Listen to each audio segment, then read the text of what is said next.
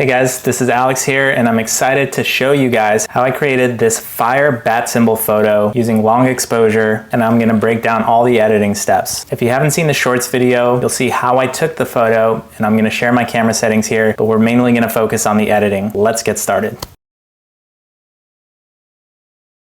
Alright guys, here we go. So I took about 30 something attempts at painting the bat symbol with fire. As you can see here, some of them are not very good, like that one. What I realized after my first 10 or so tries was that there was no way I was going to get a symmetrical bat symbol. So I said, fuck it, I'm drawing half and I'm gonna mirror it. And I decided to go with this one because I thought it looked pretty good. So we're not gonna do much in Lightroom at first. What I'm actually gonna do is open this up in Photoshop.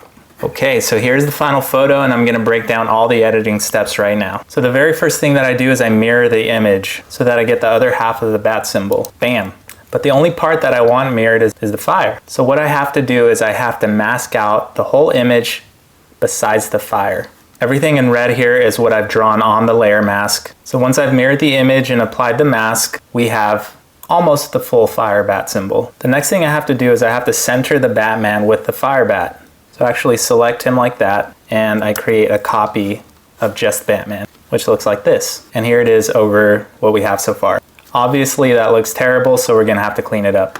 Now Photoshop has this really cool tool now called Generative Fill, which essentially uses AI to decide what to replace a selection with. So if you select part of the photo that has something unwanted and click Generative Fill, Photoshop will do a really good job of cleaning up that part of the photo. Now you can do it yourself using Clone Stamp and all that, but why waste time with this new technology? And by applying these generative fixes, we really start to clean up the image. So what we've done so far is we've mirrored the fire bat, we've moved Batman, and we've used Generative Fill to clean up some of the mess. And here's what we have so far. One of the most fun parts of editing any image for me is the color grading. In the final edit after color grading, this is the color palette I ended up with. I really wanted that light blue and to get some more yellow in the flames and to get a nice dark blue cyan color for the buildings and in the shadows of Batman. So one of the tools I use a lot to help me color grade is Adobe Color. If you go to color.adobe.com, you can use this tool. So what it does is it extracts the theme or the colors in the image. Now if we look at the raw image, we can see that there's a decent spread of oranges, but there's not a whole lot of yellow or red, such as over here and here. Also, to get a nice balance of colors, what I want to do is use a complementary color palette, which means I need to take the blues in the image and shift them more to a teal color. So in order to do all this, I use selective color in Photoshop. So if you're confused about how to use this tool, you can use this color wheel to help assist you. Like I said, we want our blues to be more of a cyan. So in selective color, we pick blue in the drop down. And how do you turn blue into cyan? Well, we're gonna take the cyan dial and we're gonna add more cyan. So that's gonna shift the blues in the image to cyan. Next, I wanted the reds to pop a little bit more, so I chose red in the drop down. And by adding the black dial, you make whatever color is chosen